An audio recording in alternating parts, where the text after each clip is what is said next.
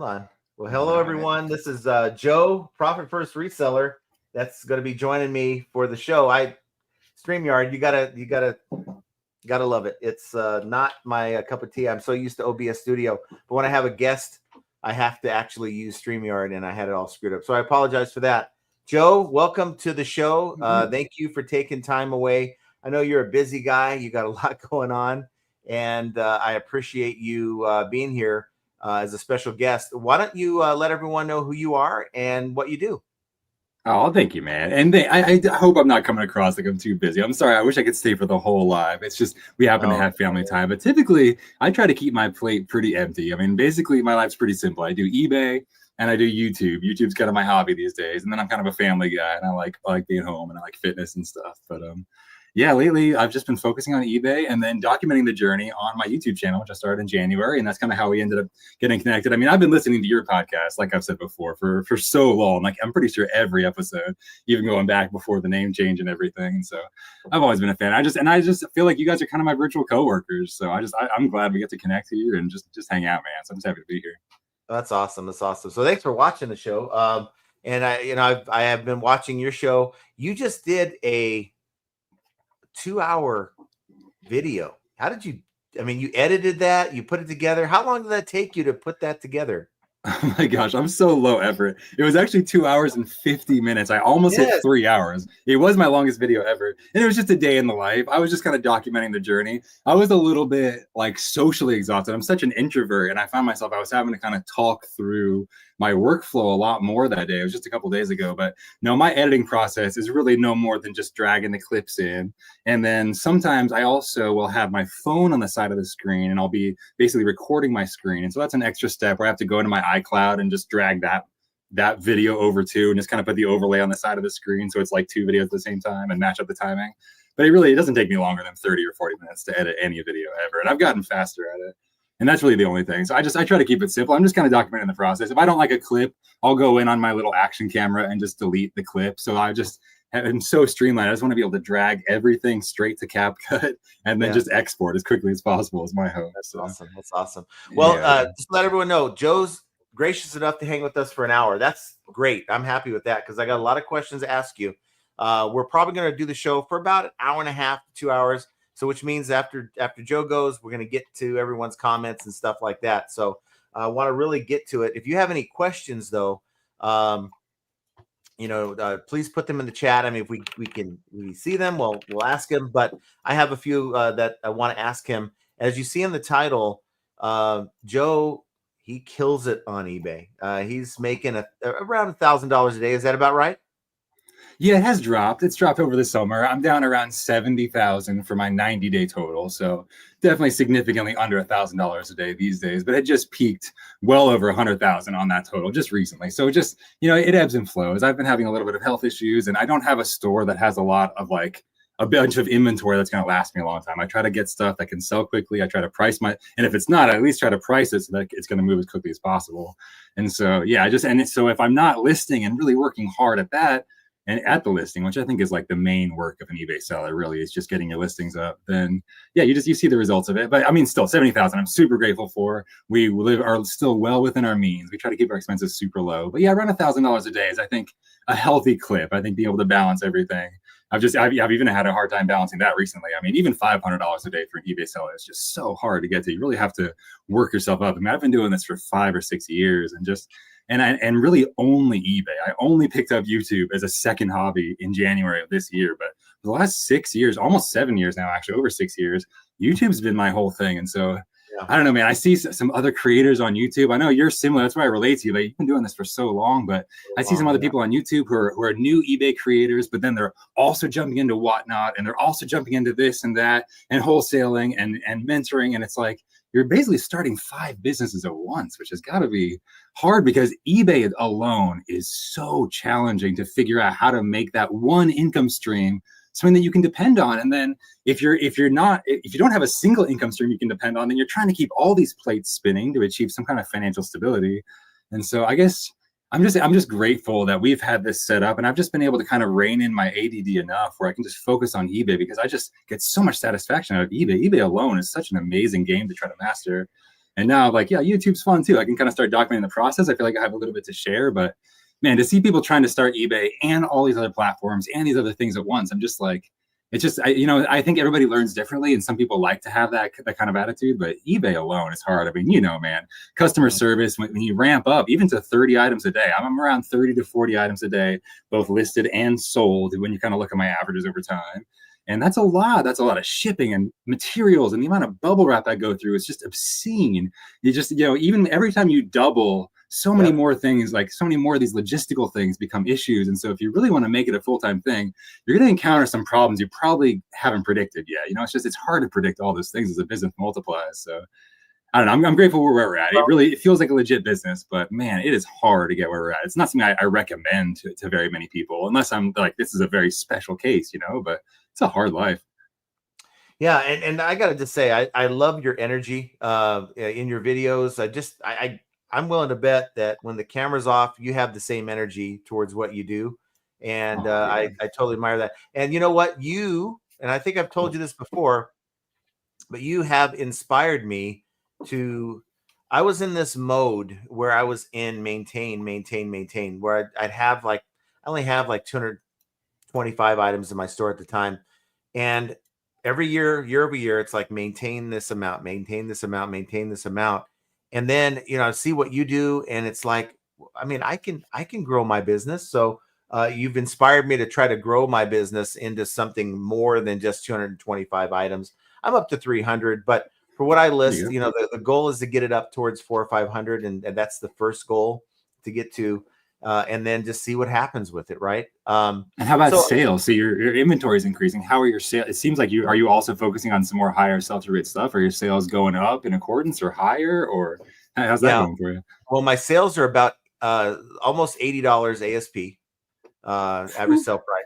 Awesome. I sell, I was looking at it. I have right now 290 some odd items in the store, and I've sold 575 in the last 90 days at that ASP. Oh, that's awesome. So we're doing about, I think a couple months ago, we hit $20,000 in 1 month. So for that size of a store, it's pretty solid, and that's just the main store. We have a second store that we put a lot of our undesirable items that don't kind of meet the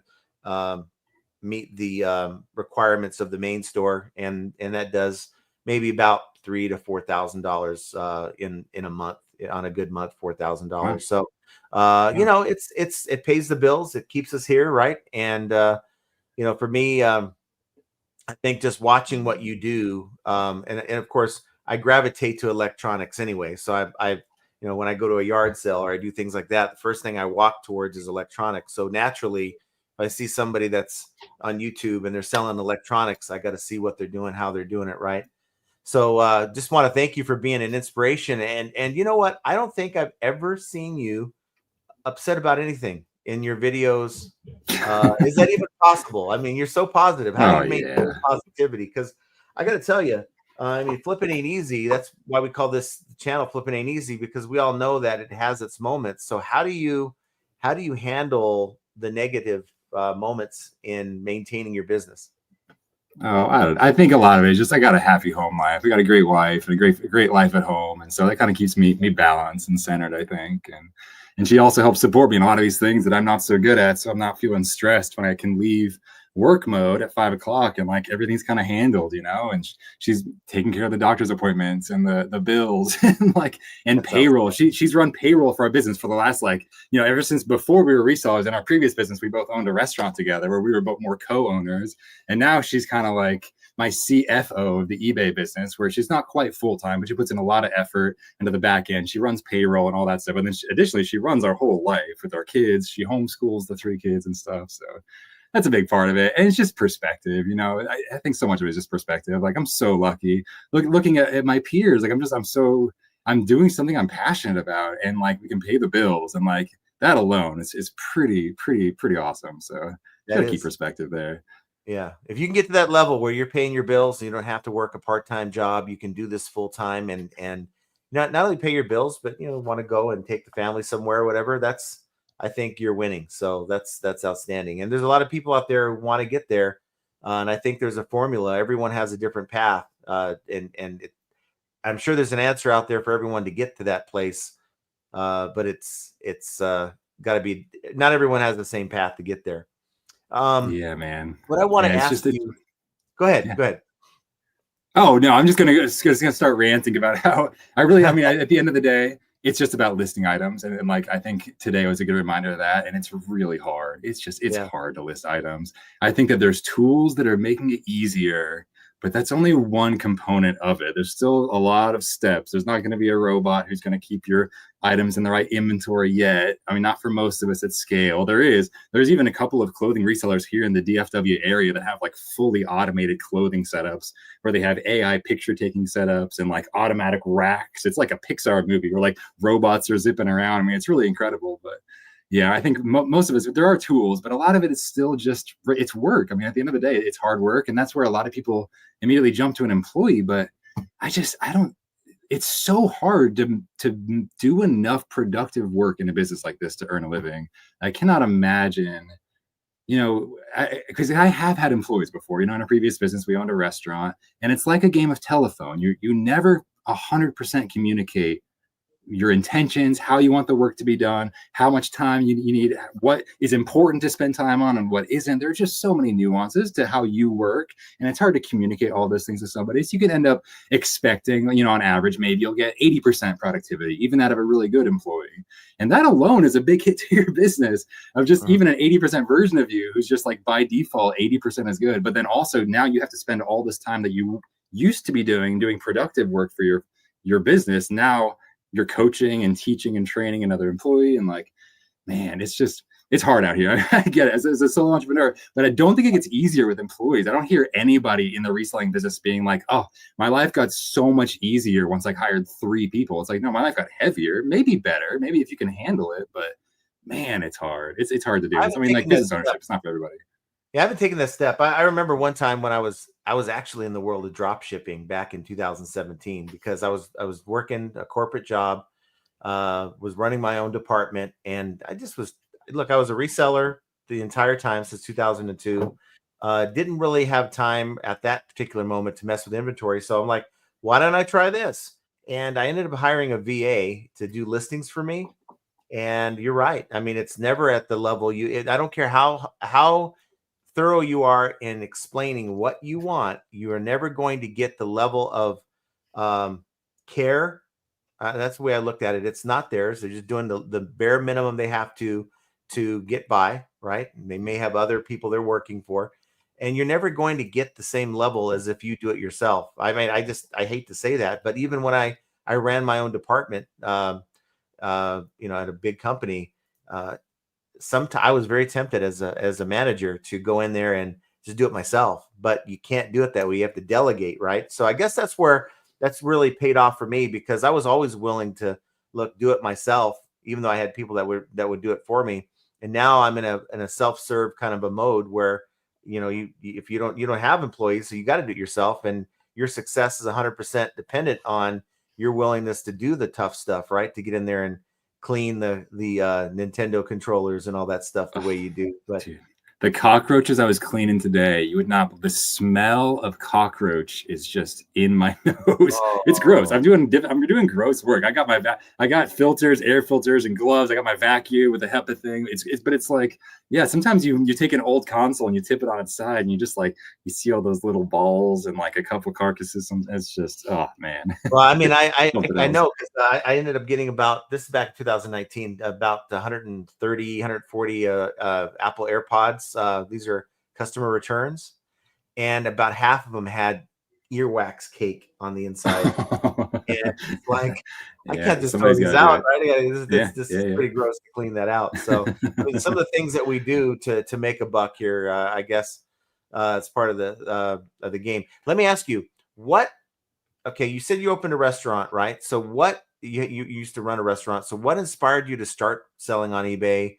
And how did you, after selling on eBay, what made you decide to have a channel? You know, starting on eBay, I wish I would have done it so much earlier, because I've always loved going to thrift stores, and all throughout the restaurant, I loved if I could find equipment at a thrift store or used or resale. I was always trying to get stuff for cheap and searching eBay. But I just never really put together that selling on eBay could be a full-time job until we were getting out of the restaurant. And I basically, for the last 6 months, we put our business for sale, and you kind of do it secretly. You put it on this website called Biz Buy Sell, and it will just say restaurant for sale in this neighborhood. And then you really have to like call and be a serious person before they actually give, because that can be hard for customers and employees. And it ended up being like almost a year-long process of negotiating. We eventually ended up like finding somebody who wanted to buy the restaurant, but did not keep the employees. And then we had to work on finding everybody jobs. And it was horrible. That whole situation was so bad. But I'm so grateful for my wife, Heather. She was the one who really wanted to sell the business. And so I kind of took a back seat. I was already getting burnt out. Restaurant business is hard, and it just gotten hard and heavy. And we still weren't quite making enough money to feel comfortable. We were barely scraping by every month. And that is so stressful when you got, almost $5,000 commercial rent and a multi-year lease. And then all the, payroll is so high. And so and the restaurant business, and this was like right as we were starting COVID too. And so thankfully, my wife kind of like took over the restaurant for those last 6 months. So during those 6 months, I had my 2 young kids that I was taking care of during the day, and I would walk them to Goodwill, and we would just shop at Goodwill. And then I would be searching sold comps, especially if they wanted to just hang out in the toy section. So I started off in toys, and I would just search every single toy I could see, anything with a model number. It was close enough to electronics.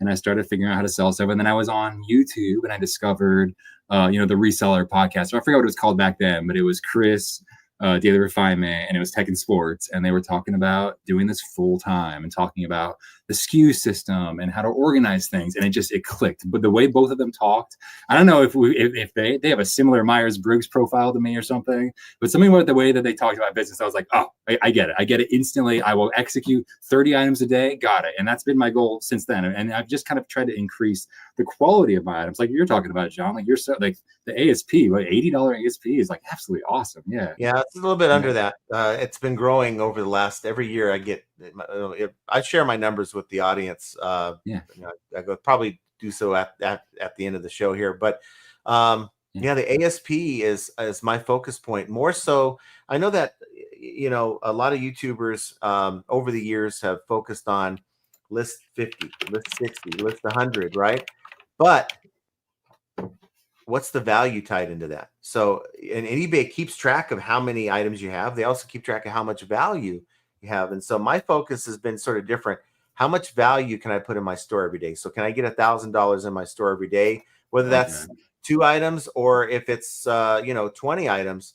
How do I get that value in my store? And that's work for me. I'm shipping. My wife ships for me, but we're shipping fewer items as compared to if I had a $20 ASP store for that same amount, right? So that's kind of what's worked for us, and the type of stuff that we're able to get is currently somewhat plentiful, and we just keep going on it. Now, let me ask you, speaking of listing and sourcing and all that, what are you, without going into the details, because no reseller should give up their their honey hole and all that, but what are your top strategies for sourcing high profit items?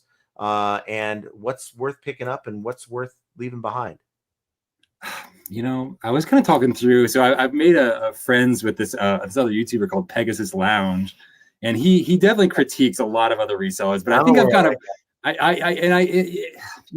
talked to him about that. I'm like, and what I realized about him, I think he really is trying to show love. I really have a heart for that guy. I think we are actually similar as well, he and I. But I think he grew up in a household where to show love to somebody, you give them critique, you give them helpful critique, you show them what they're doing wrong in a thoughtful way. So I think when he's pointing out these resellers, I think they're not even the enemy, even though his attitude sometimes is a little bit like I'm right and you're wrong, because he's convinced of his arguments, right?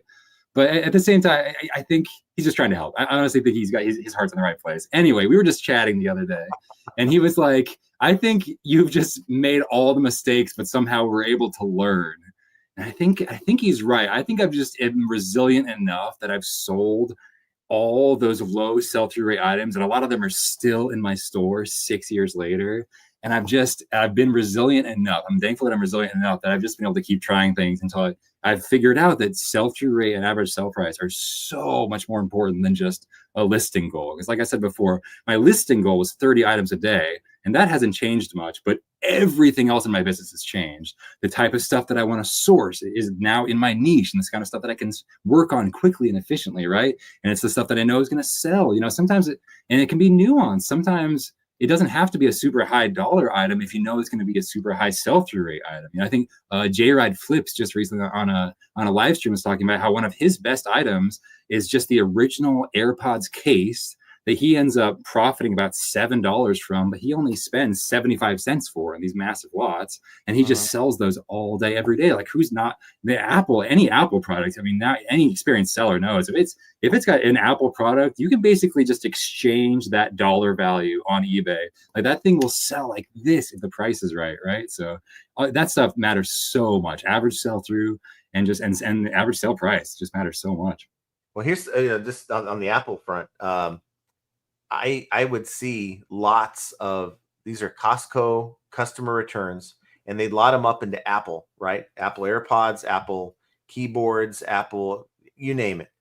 And wouldn't you know that, and this is customer return liquidation, these lots would go for like 80-90% of retail.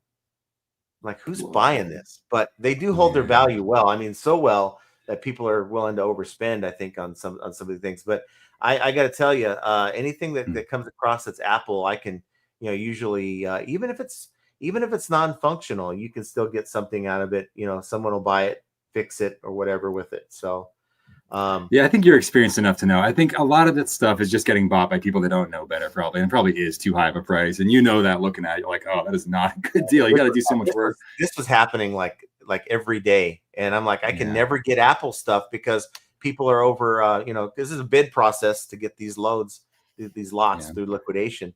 Even on YouTube now, that's kind of a thing. There's YouTubers that buy pallets just to open them up on YouTube, and like sometimes they say they spent like $12,000 on a Home Depot returns pallet, and I'm like, you're never making that money back, but you might make it back on this YouTube video that gets 1 million views and it's 50 minutes long. So it's kind of its own thing. But let me ask you, because you deal with a lot of electronics and stuff. Many of those electronics may not be fully functional when you get them. Are you selling some of these things as, let's say, not open box, but as parts or repair or anything like that? Yeah, so much. In fact, I was really stoked to see recently at the eBay Open, maybe you can enlighten me more on this, but didn't they say that the parts repair category is changing to maybe only 3-day return window? I think it's great. I mean, I think it is what it is. Open it up. Yeah, 3-day return window. They're going to put a little disclaimer on when they're buying it that they're not going to be able to return this item. Well, yeah, the 3-day return window if it's an INAD situation. So if you offer like a an RV car and you sent them something different, a helicopter, they can say, okay, this is not what I ordered, and you have 3 days to dispute that. But short of that, if it's like, no, it doesn't work, well, no, you bought it as not working and you're not going to be able to return it, kind of thing. So I think that's a good. Now, I think October is when that's going to go into play. But what percentage of items do you think that you have in your store that fall into that category? Probably 50%. And like, so today, I'll show you what I've been working on today. And so essentially my strategy today's been PS4s. Today I probably worked on like 80 PS4 consoles. And so here's a listing that's already on my store with a 4-digit SKU on this little blue tag. And eventually I'm going to pack this in a box before I take it downstairs. So it's like all ready to go when I ship it. So essentially I try to think of myself as just like a highway. I want to get this stuff in and out as quickly and efficiently as possible. So what I do spend some time on is software repairs. So if these things need to be updated or factory reset, if they need a new hard drive put in, simple repairs like that, I'm happy to do. If I can set it up, sometimes I have to let them update or download for an hour. That's why I have 4 screens over here behind me at this little testing station. So I can let 4 of them go at once while I'm kind of like working or listing the next ones that I've already worked on, right? So then I just separate them into working and not working. And the working ones, I clean them up really nice and I bundle them with cables and I have them on a separate listing.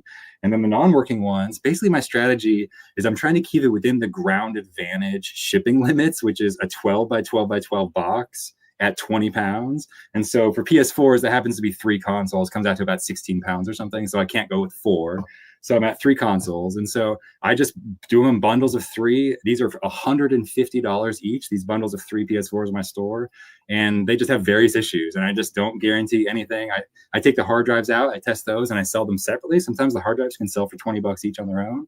But yeah, these PS4s, I just try to get them in and out. Sometimes they do take an hour of processing, kind of passively updating, but I try not to spend a whole bunch of time. I'm not breaking out a multimeter. I'm not breaking out a soldering iron and stuff. That's for other people to worry about. I have a lot of regular customers who buy these lots. Sometimes somebody will come in and just sweep all the lots out of my store. It happens quite a bit. So, well, now those are the good customers. Those are the good buyers you like dealing with. Yeah. What about now? I can attest to the fact that electronics are probably one of the tougher categories to sell in because of the buyer base. Sometimes you get the good buyers, and sometimes you get the bad buyers. How do you deal? And do you have an example of a situation maybe that you've dealt with recently with maybe a bad buyer who maybe sent back, they bought a PS4 and they send back a brick? Or is there anything that comes to mind with a bad buyer you've dealt with over the last, say, 6 months? Oh yeah, all the time. It is a little bit like water off my back though. Like I try not to think about it or ruminate too much. I'm definitely better at that.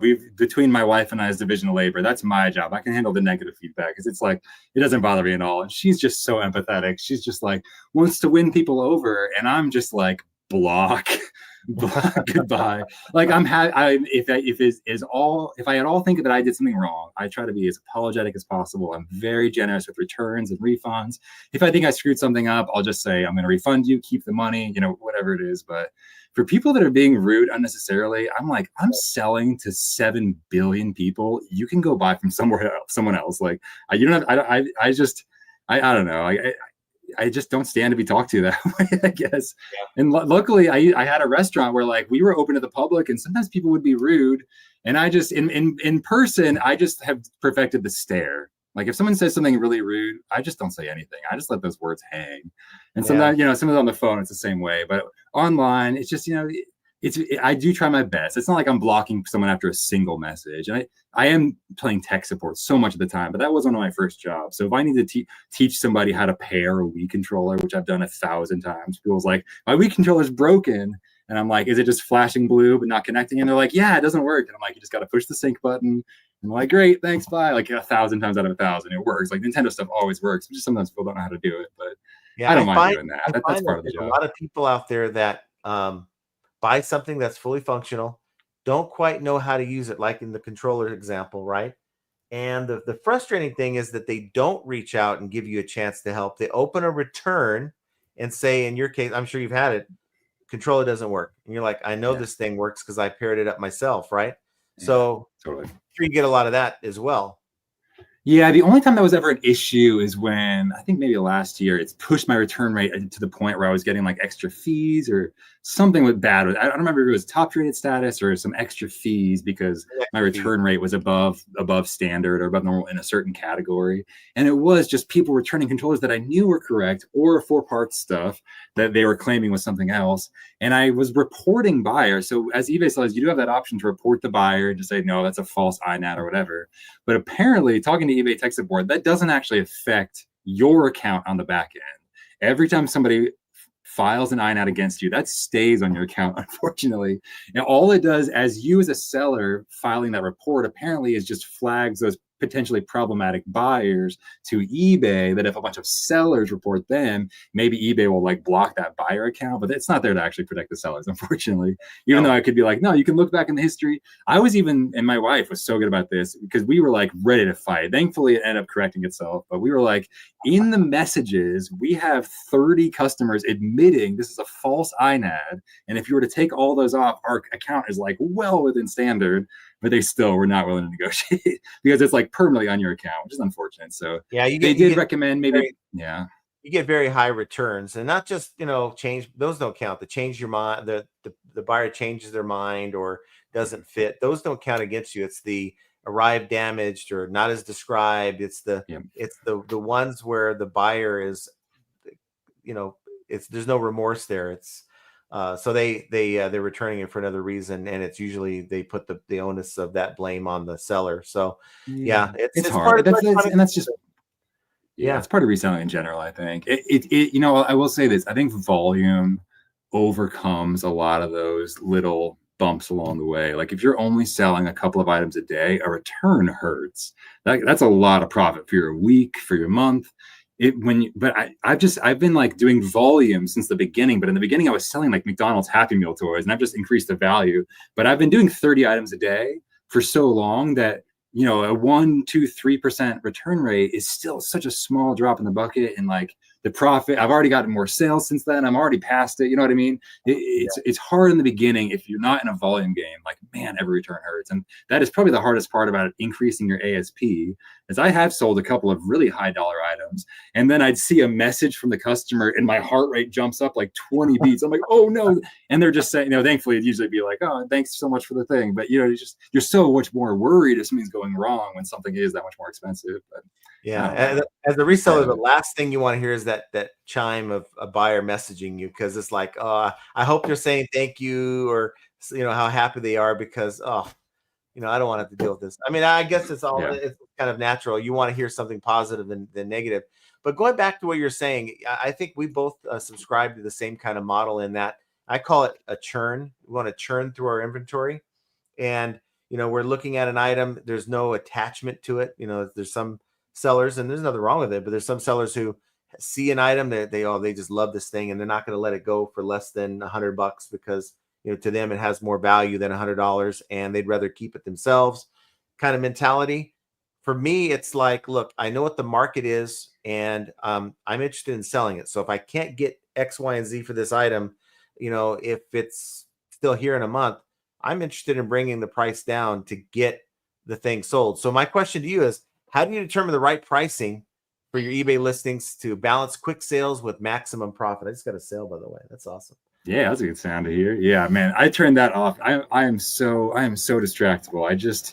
I finally turned off the final notification on my phone, which was like all the home alerts of like people coming up to our door. And I'm like, I can't even have that. I value my attention so much, but unfortunately, I've distracted myself. How do I find profitable items? Yeah. Well, how do you determine the right pricing for eBay listings to balance your, you know, quick sales with maximum profit? So the idea is that with the churn is you're trying to sell it as quick as possible, right? So you can reinvest that money. So how do you find the right balance of pricing so you get fast sales?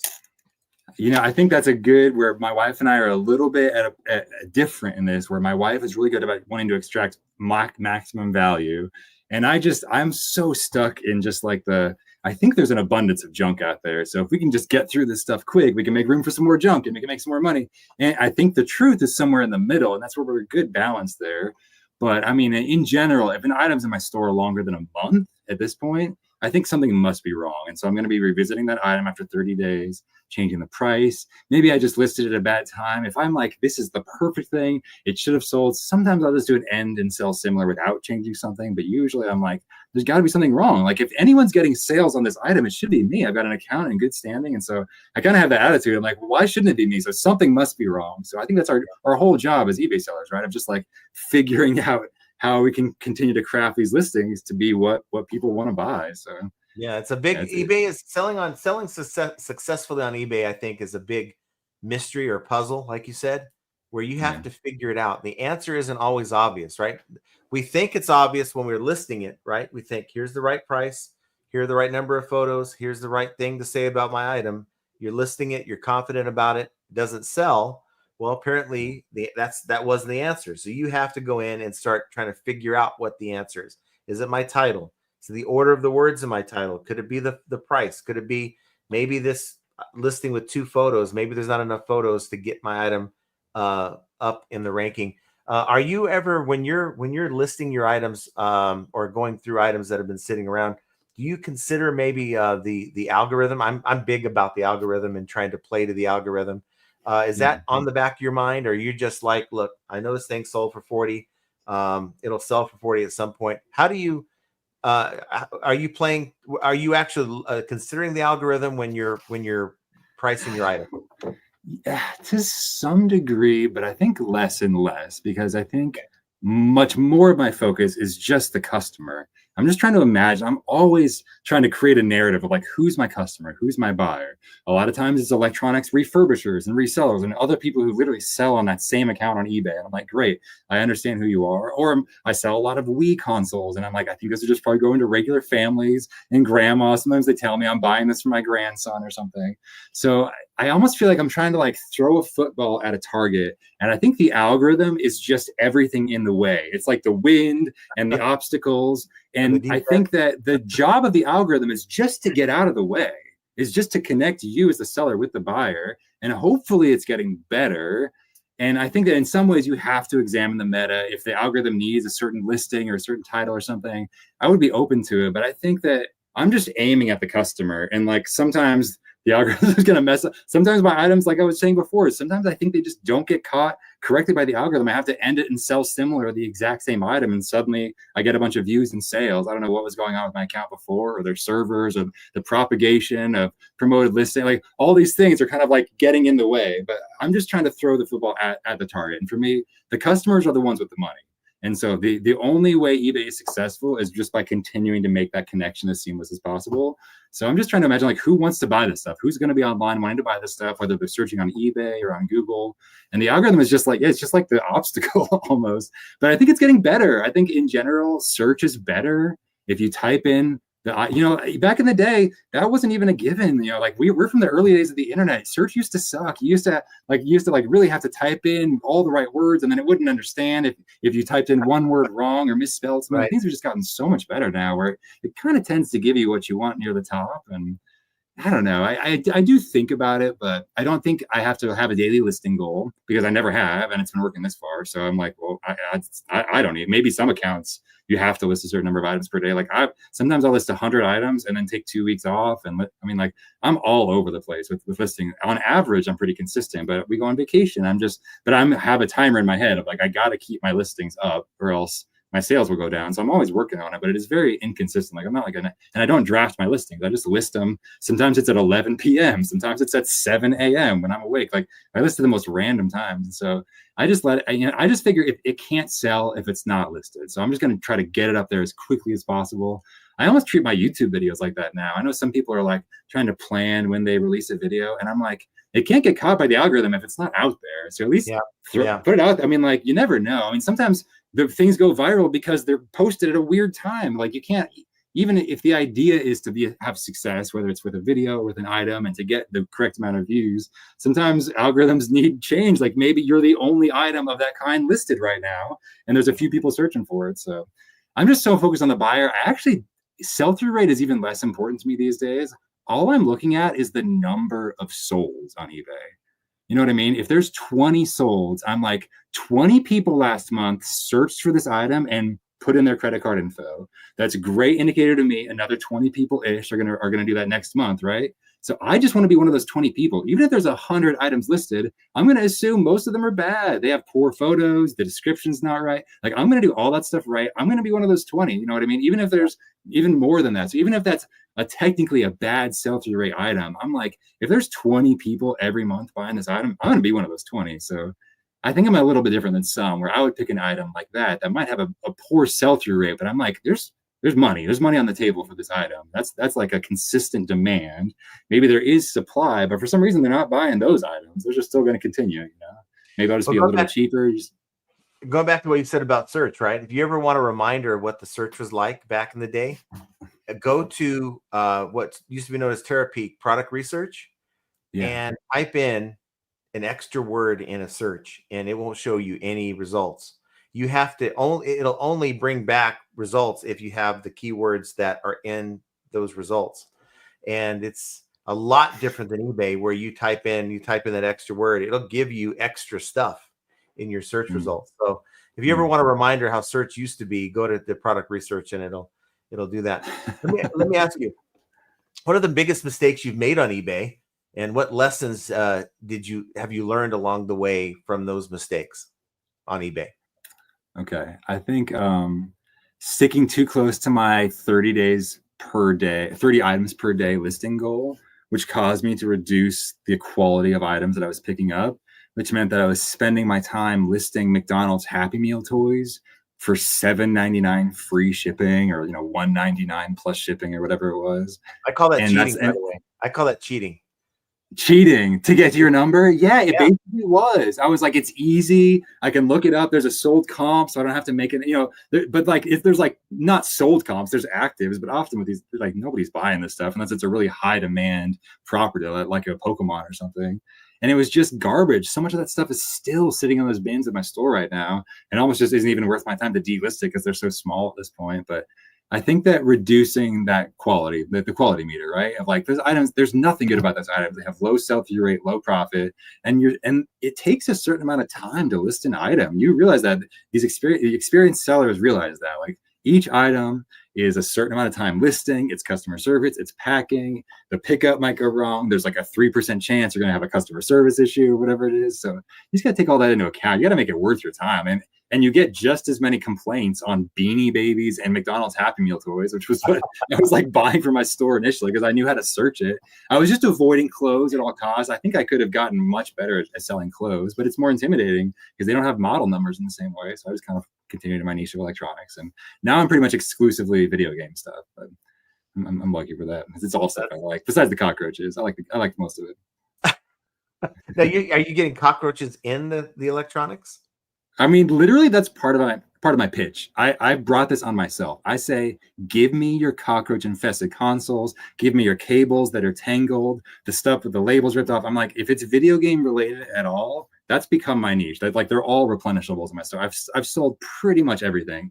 I got a particular Neo Geo Pocket portable gaming console that I think I've never seen before recently, but at this point I've sold most of it, and since I have the out of stock feature on my store, it's just gotten really efficient. So anything video game related, I'm like, just give it to me. I'll probably be able to figure out what it is instantly and be able to give you an estimated value that's fair. So I brought it on myself. Like, I'm asking for dirty inventory, and that's how you can get stuff for a good deal that's not necessarily manifested. Just like reach out and be like, do you have any gross stuff? Like, I'll take it. Just give it to me. I know you're probably embarrassed about it. It's like sitting in a corner somewhere, or like some old project or whatever it is.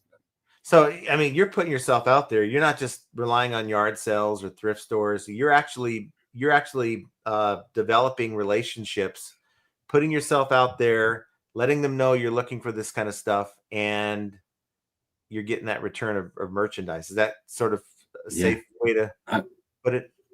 Basically, like, I'm thinking back. I know I haven't done a sourcing video on my channel, and I don't think I've even gone sourcing since January when I started the channel. I think it's all just stuff that either I'll go pick it up or figure out if it can get delivered to me, but it's all just direct contacts. And it's usually, like I've said before, it's not stuff that's listed for sale. I'm using Google Maps, or I'm using ChatGPT, and I'm saying, who in my area might have electronics, or who's an electronics recycler that might have a whole stack of stuff that they're tired of looking at. Or I take power supplies and cables, accessories, controllers. I mean, today I've been working on consoles, but I've been saving up these consoles for like maybe 4 to 6 months. But my day-to-day is controllers, cables, just the extra junk that is just accumulated but tends to still work. And if it doesn't, I know how to test it or fix it up or sell it as 4 parts.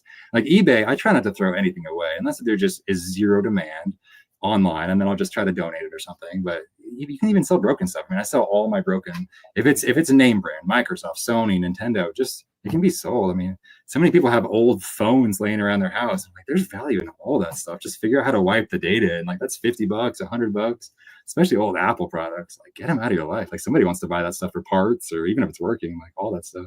Yeah, I just sold a Brav on my second store. I sold an iRobot Brava M6 jet wheel that I disassembled from the unit for $45. $45. So it's like the independent motor. It's like a motor and a wheel unit. Yeah. Cool. Maybe you have to cut a couple wires that they'll have to go in and solder together when they're doing the repair. But I mean, it's like, people actually want this. But yeah, they want it. There's stuff that you can sell right now that you think have no value, but to somebody out there, they're actually looking for that particular thing to meet a need or to fix a problem or something. Wow, it's pretty advanced, John. So it's a wheel. It wasn't even like a modular thing with a plug. You literally just had to snip the wires, and somebody was willing to buy just that. Huh? Oh yeah, wow. Yeah. I mean, for someone like you get all these gadgets, and you might think, well, it doesn't have a whole lot of value, so I'll just list it, maybe in a lot of 2 or 3 of these entire things. But if you go in and do the research on eBay, you'll see that maybe just type in, I don't know if you could do this for PlayStation 4 parts. And maybe that's the wrong example, but you have other gadgets, right? And you'll see that, oh, you could take the plug off of there and someone will buy it for $8. You could take the, other piece here and sell it for $20. And in some cases, you can make more just from the parts of that item than you can if you had a brand new unit to sell. Yeah. No So joke. Pitco in the comments here, Pitco is very active. He just started content creating. He's awesome. He just released a couple of Yeah, he videos. did. And I think one of his latest videos, he takes apart a microwave and it's like showing all the parts. And I was nervous because there are some parts of a microwave that are quite dangerous that he was discharging with a pair of scissors. And I was like, oh my God, I don't know if I go that far. But he was like, there's a lot of value, like I think $70 to $100 or something out of just a standard microwave if you can just break it down. Whereas the microwave itself was maybe only worth $30 altogether. But if you can break it apart, there's a lot of value in the parts. So I think that's another advanced reseller move. I first learned that from Kevin Commonwealth Picker of like, when in doubt, part it out. But I think something you just see in the more experienced resellers like yourself is that it seems counterintuitive, but sometimes parting it out, you actually get way more money. So it certainly, and I'll leave the tricky things to like Keith and Mike Camparelli. They're electricians by trade, so I'll let them deal with the microwaves and things like that. I won't touch something like that. Makes me But like nervous. for instance, I had a Breville air fryer, and I was able to identify, I think, like 10 different parts in there that were fairly easy to get to and sell. And hey, this was a pretty beat up air fryer, but the parts inside plugged in and fired up, so the parts inside were fine. And so maybe that's an idea for you. But let me ask you something. And I was wondering about this. What's your take on AI? I know you use AI to help you. You have a little project going on with the books and all that to to break down the characters as you're going. It's kind of cool that what you're doing. But as far as your business is concerned, do you use an AI lister? Is that something that's on your mind, or do you use AI for any other task in your business? Yeah, I mean, I think AI is super fascinating. Josh, our buddy, Josh Galt, recently invited me to try out List Easier, and I have not gotten around to getting it worked into my workflow, but I use AI tools all the time. So I have a ChatGPT project that is basically my eBay business consultant. So I've given it as context all the information about my business. So you can include that now in these different ChatGPTs. You can say, here's the list of context. So just like always remember this stuff. And then we can have a bunch of conversations, but you're always going to remember like, this is like the frame of the conversation, right? So I've had conversations about sourcing and it's been like, well, do you want me to come up with the contact list? And I'm like, oh my God, yes, please. I'll just start like, and they're like, do you want me to come up with a script that you can call people with? And I'm like, yeah, like, so it's really been a helpful business tool. And for like, for saying if something's a good deal, I've used it for, occasionally I use it for a full AI listing if it's a lot of items, but I've actually found that it's not perfect at that yet. So I had a lot of memory cards and I had this brilliant idea. I was like, I don't even have to count these. I'm just going to have AI do it.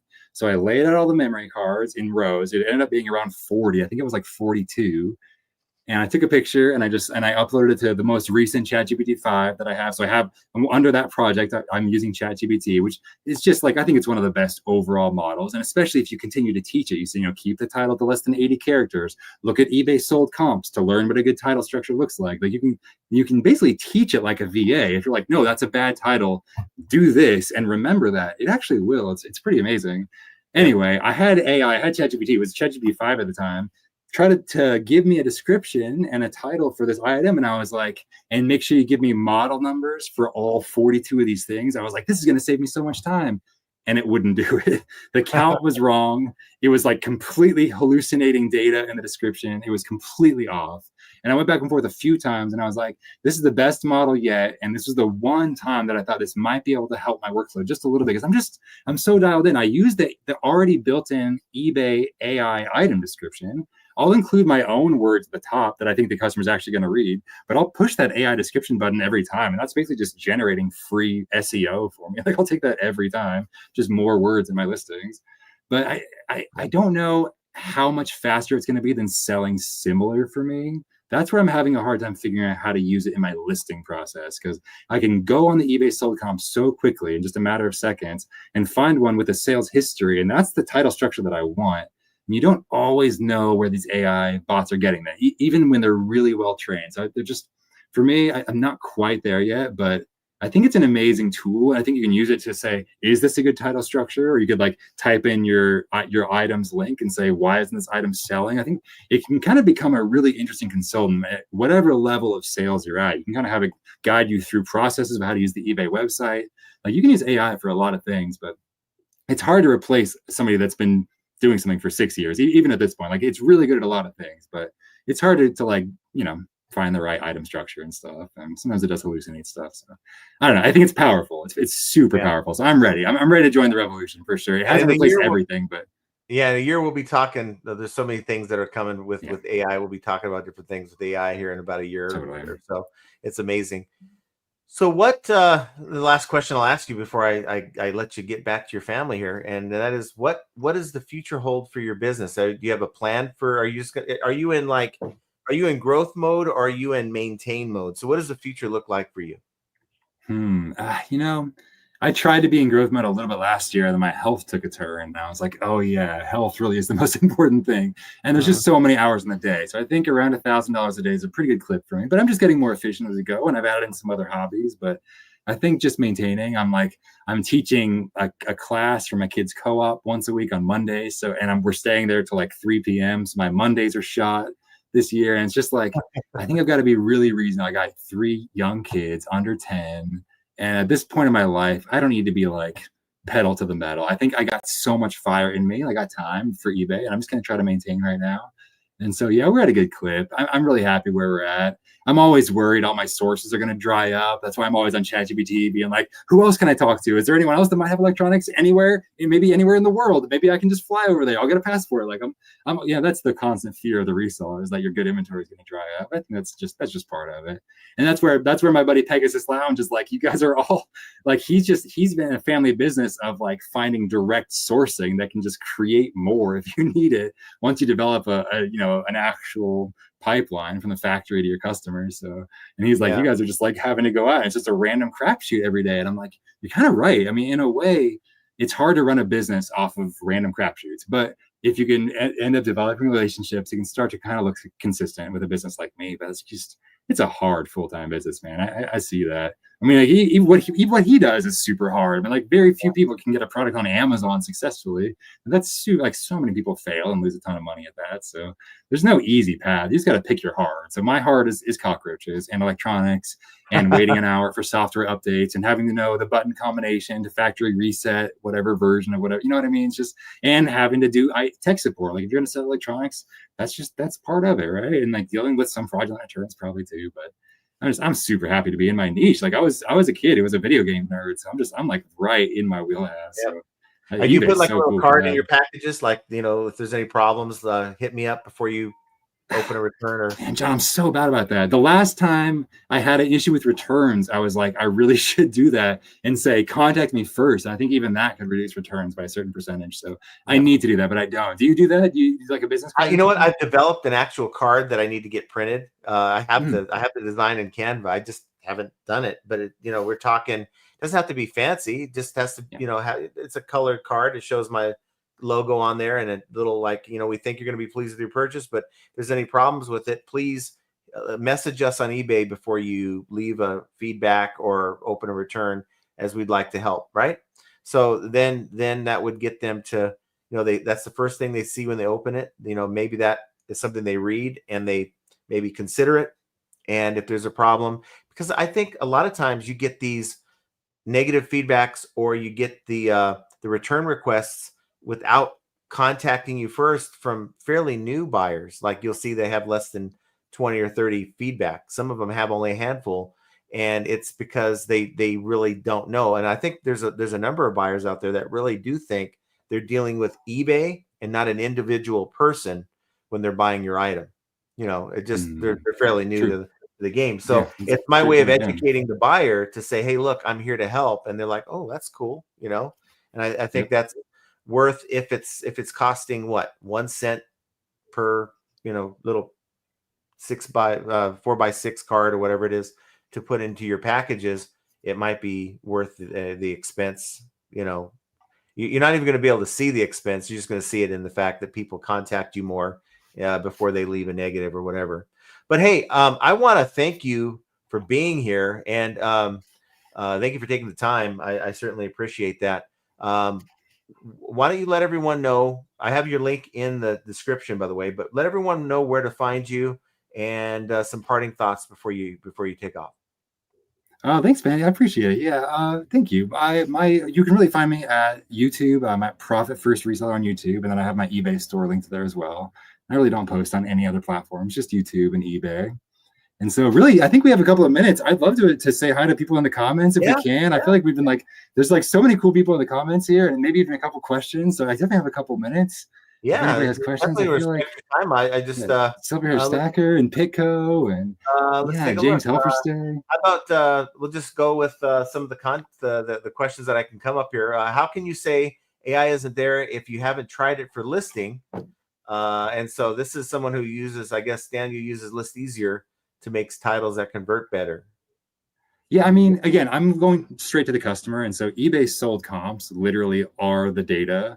Like those are the sold comps, so I know that converts, and hopefully ChatGPT is going to get there. I know they all use these major LLMs as the base, and I just, I don't know. I would have to see the data. I think that's a claim for sure, and I think it probably was better than some people's titles, but I think I'm pretty good at picking titles. So it's just, and I've tried it a few times, and I'm like, no, I mean, like it seems like an intern's level. Even ChatGPT 5 is just still not quite there yet for me, but I'm keeping my eyes open for sure. And the descriptions are great, but like I think the title is super important. I think trying to think about the order of words that a customer is going to be typing in as a hierarchy of like trying to get up in the search results is so important and kind of nuanced. And so I think they're getting there, but I don't know how data first it is. I think I'd have to see the data on that. So we have a couple questions there. I don't know if either one of us have the answer to this, but eBay is opening up the international shipping program to certain Canadian sellers. Curious if you have any recommendations or things to be aware of or bonuses to the program. Dude, turn it on instantly and just enjoy the extra sales. For me, that was like a promoted listings program. Like for me, and here in the United States, we're shipping into Illinois. And I've as soon as that package gets to the eBay International Shipping Center, it is not your problem anymore. That money is yours. Even if there's a return, eBay's going to handle it. It's awesome. It's like better than a regular sale because you're getting the sale and you're not going to get a return for it. So I love it. It's been like eBay is so, of all the marketplaces, I think eBay is definitely the most fair to the sellers for sure. And like it's just another example of like they're just like taking on a lot of the risk in international sales in order to make it easier for the sellers like us. I think it's a great program. I agree with that. It makes the sale no longer your problem. I like that. Here's another one from Kelly. So is that 1,000 a day in sales or profit? What is your percentage on cost of goods? 1K a day is amazing to me. Thank you. Yes, thank you. I meant to get back to that question, Kelly, and thank you. I'm glad you brought that up, John. So basically, our profit is between 25 and 28%, but we can really only calculate that kind of looking back at the year. So on a $1,000 a day, that's gross. We're probably at the end of the day going to see in our personal bank accounts $250 to $280 out of that $1,000. So that's after taxes, shipping, return costs. That's after our COGS. That's after, all that stuff, payroll tax. We're an S corp LLC, all that stuff. So we got to pay payroll tax on both ends. And so after everything, we keep around 25 to 28%. But it's really hard to figure out. I mean, I could look up. I don't actually know percentage of COGS. I could probably calculate that pretty easily based on just like looking back at credit card receipts. But I'm not exactly sure out of that additional, 72 to 75%, how much of that's COGS and how much of that's my other expenses. But I'm willing to bet at 28% is your margin on that, right?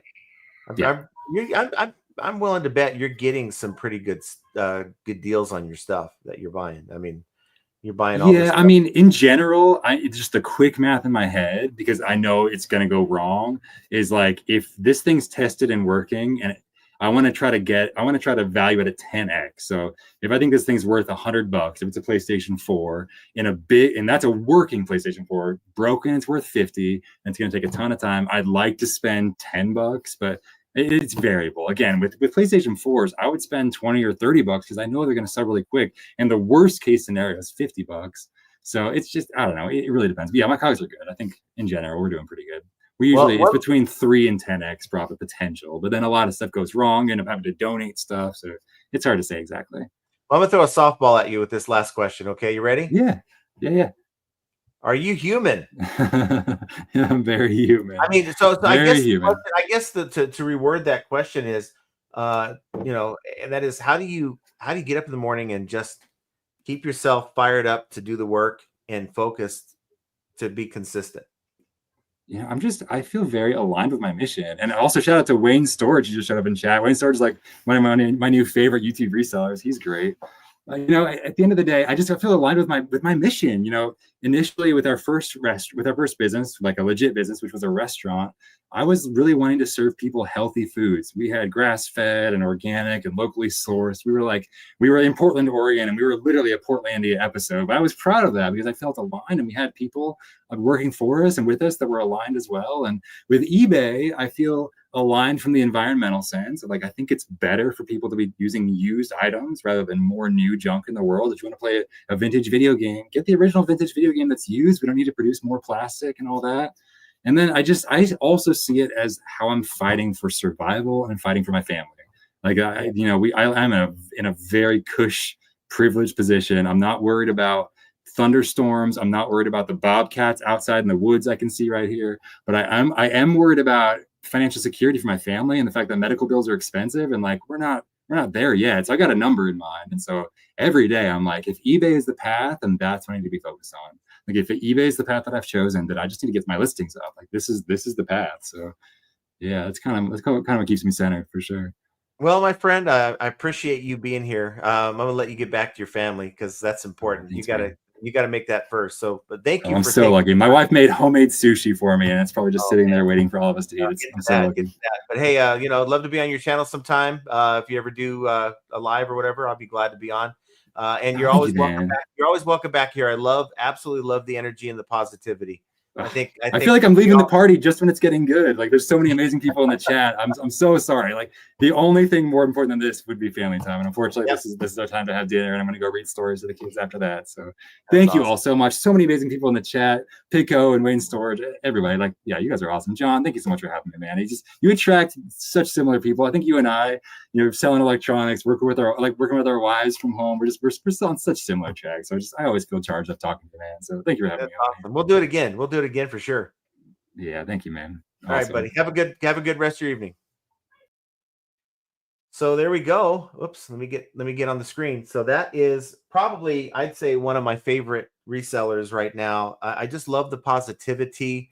I like what he sells. I mean, if I don't know about the cockroach thing, but if I could get a hold of the type of merchandise that he can pick up, man, it'd be really cool. I recall back in 2019, I'd buy pallets of a lot of these gaming systems, and they would never really tell you. It's weird. They have like customer returns, and then they have salvage. Salvage is like, this stuff isn't working. It is trash. So I'd avoid salvage. I'd get the customer's return stuff. But there's times that I'd get like salvage, and you'd have to figure out, like, how the hell do I get rid of this salvage? And you pretty much just got to be creative. You got to go on and look to see, did any of the components sell? Do I lot it up? And just so many different things. So when I see his journey, it takes me back to 2019 with a lot of what I was doing. And if liquidation was as good as it was back in 2019, where things weren't cherry picked, I would still be buying the large pallets and stuff. But I have a little bit different journey right now, and it's just working for me. And I think it's been a series of adjustments that I've taken over the last 6 years to get to where I'm at, which is where I was in 2019. Really, I mean, I had some really good, strong months in 2019, and it's been a journey to try to get back to that place, at least with the number of sales. So, what do you guys think? What do you guys think of Joe, Profit First Reseller? The link is down below if you want to go check out his channel. Do it after the live, though, if you could. But let's acknowledge who we have here today. And I know we have Pitco with us. Thanks for being here, Pitco. Mike G, Says sales yes, make no. If you're making 100,000 profit doing the solo, working 50, 60 hours a week, then you're in the top percent of sellers. I'm getting closer to achieving this at $850 in daily sales, and I'm bumping mine up. I mean, we had some really great sales about a month ago. It kept going for a little while. It's kind of fallen down a little bit. The goal for me is to get back to where we were, and I know it's possible. With just myself and Jenna, it's definitely possible. Real quick, here's Duncan. Says, damn, Pitco always first. So yeah, he's here early. But I want to thank Pitco for the gift memberships. We have a couple gift memberships that he's given out. And so if you receive one of those, certainly let Keith know that you appreciate it. Unfortunately, on StreamYard, it's not telling me who received those. So if you're one of the ones that received it, then certainly thank you, Keith, and thank you for being a member now. We do try to do it. I think we're going to probably try to do it here this next week on Wednesday, the 10th is when I'm going to try to shoot for it, where we're going to do the reseller roundtable, where we just have the members get together for about an hour and a half, 2 hours, and we just go over best practices, whether that's looking at stores, whether that's looking at each other's accounts, just to try to help everyone get ideas on what can we do better to ultimately make more sales on eBay. So if that interests you, the membership is only $2.99 a month. We keep it affordable, but we keep it to where the non-serious people are not part of it, because fortunately, we got 111 people watching right now. And, there's maybe one or two out there that aren't really serious to, contribute to the conversation. And we just want to keep that in a very tight setting. So let's see who we have. We have Mike Camparelli's with us, Susan Phelps, Brenda Smith. And going back to Mike, says, hi, John, and glad to see you again, Joe. I find you very inspirational and happy John is having you on again. Hi, everyone in the chat. Yes, I just get inspired. I watch his content. Like I said, I don't think I've ever seen him like upset about something like, oh, like this bad return or this bad buyer. He just goes with the flow. And I think that's something that we can all kind of learn from is we're going to, if you sell enough items over the long haul, you're going to see pretty much everything. And if you allow things to continue to bother you, well, it's going to come again, right? So why allow it to bother you? It's just part of the business. It's no different than, getting a bunch of AirPods at a great deal and going, oh, great, I scored. And you get it home and it's like, okay, half of them have earwax. It sucks, right? But you just know it's part of the job. And the next lot that you get is probably going to be the same. So you learn to accept it. And I think that's the mindset you have to have, is to just learn to accept it and understand no matter how bad your day is reselling, it's better than your average or a decent day working for someone else. At least in my opinion, you have that kind of control, and developing that mindset. It's not easy, but once you do this reselling, man, you certainly appreciate it. Let's see. You got Brenda Smith says, is anyone else having trouble with end listing and sell similar? The last 2 days, it won't let me edit. It relists without the changes. So I'm doing it on the PC, and I'm doing I'll go in and end, right? So I'll go in, I'll select the 10 oldest items in the store, because I have about 300 items. That represents 1/30 of my store. And so I'll take the 10 oldest items, I'll end them. This is making sure I have nothing in my ended right now. So clear the ended first, but I'll end them, and then I'll go into the ended folder, and then I will select all of them and then relist.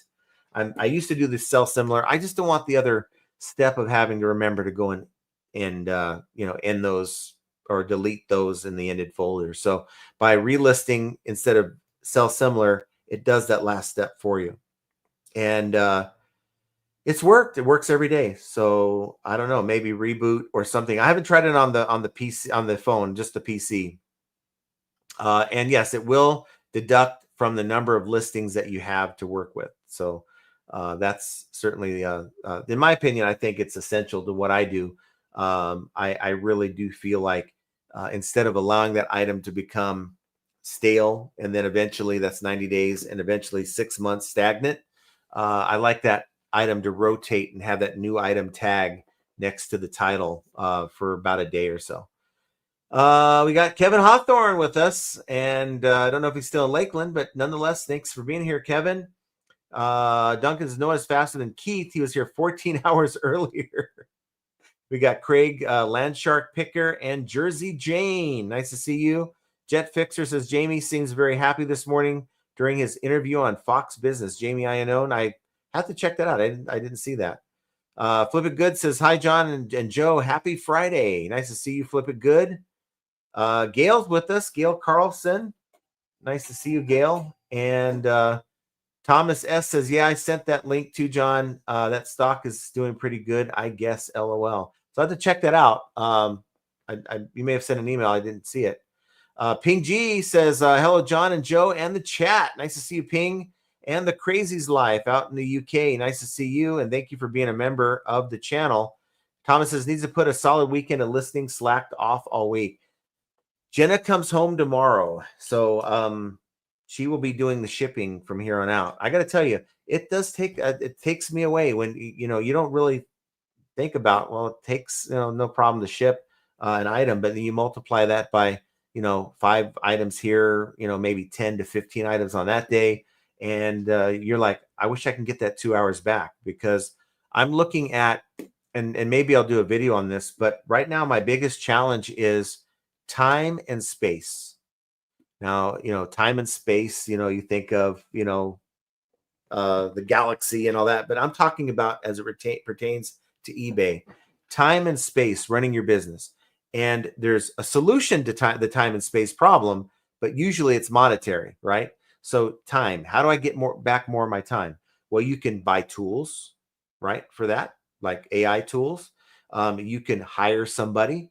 That's all going to cost money, right? It's not free. No one's going to come to your house, and you can't go outside and say to someone, hey, I got something for you to do. Come here. And I'm just going to, you're going to do it for free. It's going to cost. So that, to get some of your time back, it's going to cost you something. Space. So either going to buy a shed, or you're going to pay $200 and some odd like I do for a 20 by 10 per month for a storage unit, right? And so you have to figure out, is gaining more space worth the extra money? Because it ain't free. And every day that an item sits in my storage unit, it's adding to the cost of goods. I don't care, you may have bought it for $5, but if it's in your storage unit for a year, you just turn that $5 item, depending on how many items you have in the storage unit, into an $8 to $10 item. So these are things that I have to consider, and it's the next few months are going to determine what I do with the time and space problem. I'm not going to go hire anyone, but for me, the time part can be maybe developing some AI. I've still got to do it. I just haven't had the time, with Jenna being gone, to dive into trying to develop that local agent on my computer that will take care of some basic things, and to see if it's even possible for AI to get in there and source for me and stuff like that. If I give it parameters, like, here's what I do and here's how I do it, here's what I want you to do. I don't even know if it's possible, but I'm going to dive in to see if that's possible. And then with my storage unit, is it something to where, because I was in there yesterday, Archie came over, and he's going to at least kind of help me a little bit. So he does a live selling. In fact, right now he's selling some of it. Got the tumblers, got 3 totes of like boots and shoes and winter boots and stuff. Got that he's taken some of it. Had some clothing in another tub that I had from, who knows where. And it's just in the way, right? So it's space that I can reclaim for the stuff that I'm pulling in. And the next 2-3 months is going to be really telling for how I'm going to shape my business. Will I have the storage unit next year? I don't know. Would I rather, and I thank Biff Boffo for just suggesting that maybe that $3,000 a year is best spent in Q4 on, paying up a little bit more for better stuff. Maybe it is versus having the storage unit. But then again, having that storage unit, I come across deals where like, oh, $3 for this, and I can get 18 of them, and they're brand new and they sell for 50 plus bucks. They are on the larger side, but I can certainly, put them in my storage unit, and they're not going to be in my way. So there's various things that allow the storage unit to kind of pay for itself. And so for me, it's going to be that. It's those two things that I'm going to be focused on. So Thomas's next weekend is shot, going to Atlantic City and hitting some casinos. Well, hopefully your money's not going to be shot. So good luck with that. Henri Squaw's with us, listing while listening. We have James Helferstay. I'm just here to not like, what's his name?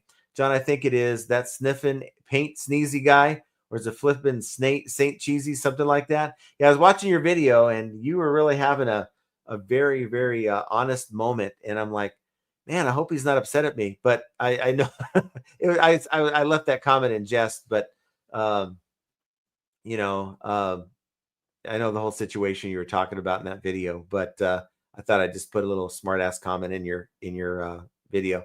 Nonetheless, Thomas S says the content better be good. I'm choosing here over the Yankee game. Well, I don't know about the Yankee game. I wear my Angels stuff. I've pretty much, I gave up on the Angels this season about 2-3 weeks ago. They're just playing kids now to play. And so I apologize. My mailman is here getting the stuff. I left it outside so I don't have to leave. So that would have been horrible to have to leave the live stream to go and answer my door when I had a guest here. I didn't know when they were going to be here. Mike is organizing his death pile. That's awesome. Callie Debs is with us. Nice to see you, Callie Debs. Jody Wilbur says, hi, John, Joe, and FA family. Hope everyone's having a great day. We are having a great day, getting ready for the weekend. Yes, Thomas S says, Joe is the happiest reseller YouTuber I've ever met in my life.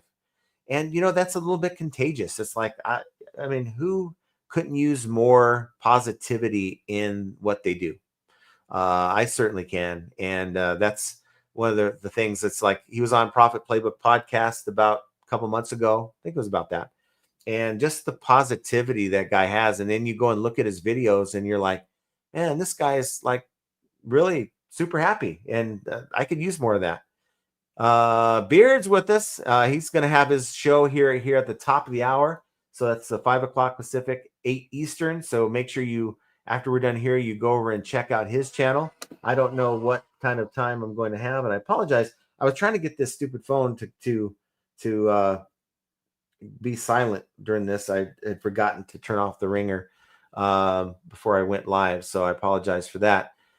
Jackie Bleckner's with us. Nice to see you, Jackie. And Mick's Mercantile says, hey, John, checking in. Thanks for being here, Mick. Jovial, of course, says, hey, FA fam, happy National Cheese Pizza Day. It's what's for dinner. Who knows what I'm going to have for dinner. I think I have some leftover wings I'm going to have here and after the show, and try to sneak in a little bit of time before I've got to really get ready.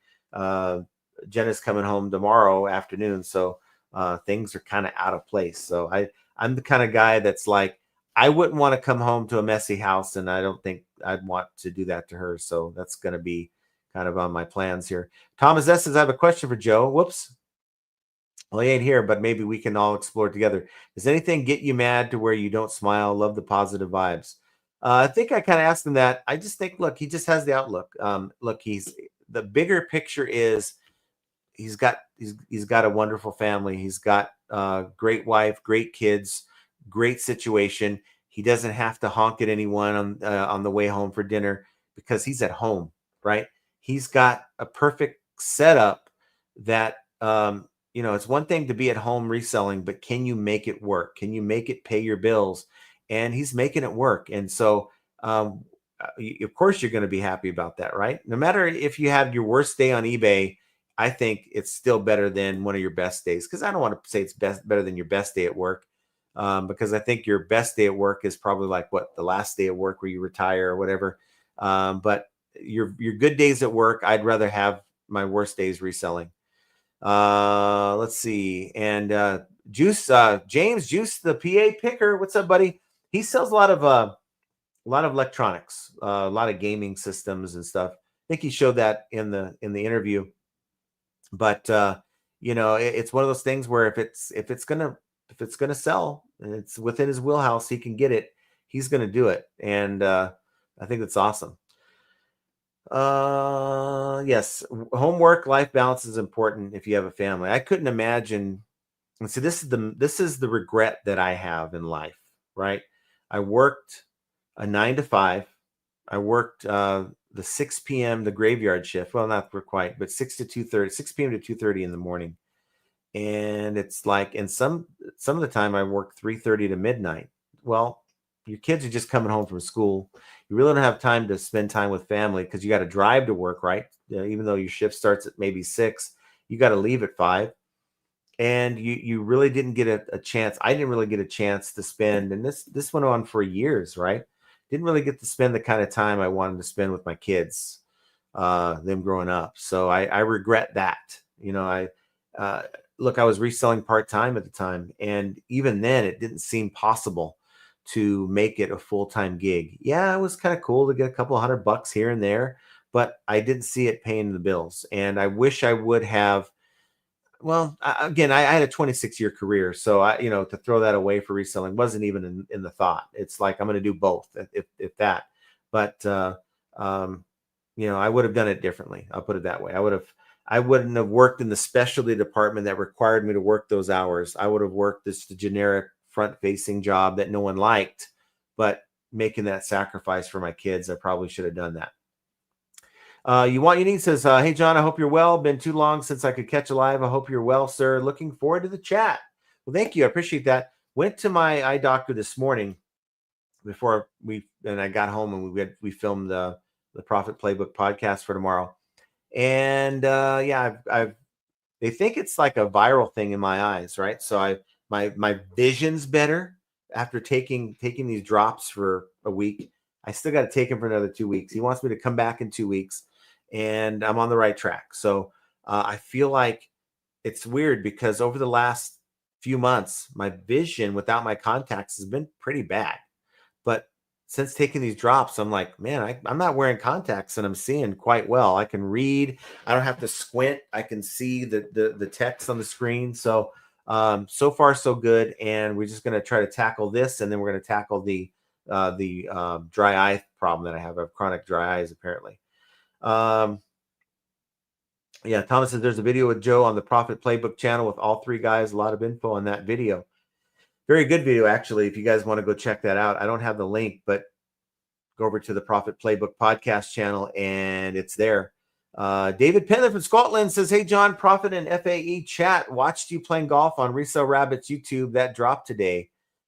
Okay, so he put it out. I guess he filmed me playing golf. I got to tell you, I did play very well at that Atomic Golf. It's like Top Golf.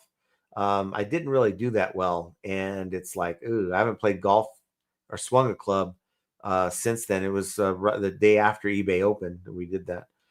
And I need to have him on the channel. I need to hit him up because he said he'd be on the channel. Totally cool dude. Resell Rabbit. Of course, you had to have heard of him. He has over 200,000 subscribers. Maybe you haven't. Go check him out. Another guy that really is a grinder and knows his stuff. Todd says no reseller should be able to smile as much as Joe. Yeah, it's just crazy. James Huffer say, cockroaches remind me of when I was growing up. Memories. How about the flying ones in here in Vegas? Thankfully, we don't have any here, but I remember seeing some in my days as a youth when I lived out this way.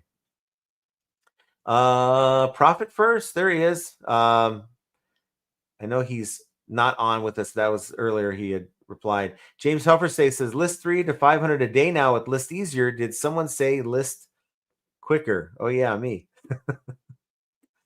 Thomas says, thank God the shipping thing is fixed on eBay. Pain in the butt last night. I didn't have a problem with shipping. I really haven't. My pain point really right now with shipping, if anything, is so we were shipping FedEx, a lot of the larger items FedEx, and we still do. And we have an account on FedEx that we had some really great rates. I mean, better than the discounted rates that eBay gives you. And that lapsed after 2 years. So I went to my new account rep and said, hey, what's up with the rates? Because if I'm doing calculated, eBay is, and I'm passing the discount to my buyer, and I add $2 to that. So kind of offset the eBay fees a little bit. The buyer is paying, let's say $20 for a label, but then I go to my FedEx account, it's $24. I ain't buying it from you, and I can buy it for $18 on eBay. So what's up? you know, and before I was actually getting a better deal, and they're like, oh, don't worry, we're gonna work it out. We're gonna get you those rates. So they get it worked out. I reschedule my daily pickup for FedEx, and they're coming every day. But like, we haven't been able to buy a label on FedEx because the rates are too high.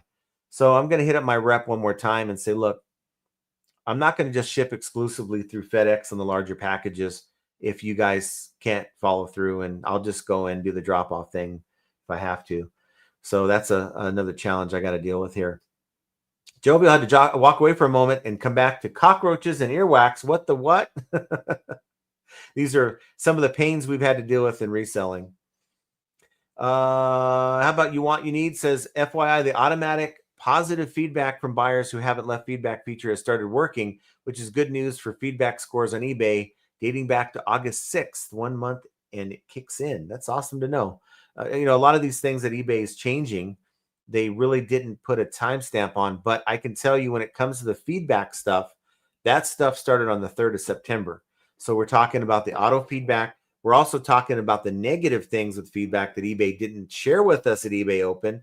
How about if you have free returns, that buyer sends back the item with the free return and you give them a refund and all is good. In the past, eBay would protect you from a negative feedback. Now, that's not a given. I mean, they still might take it off depending on what the buyer says.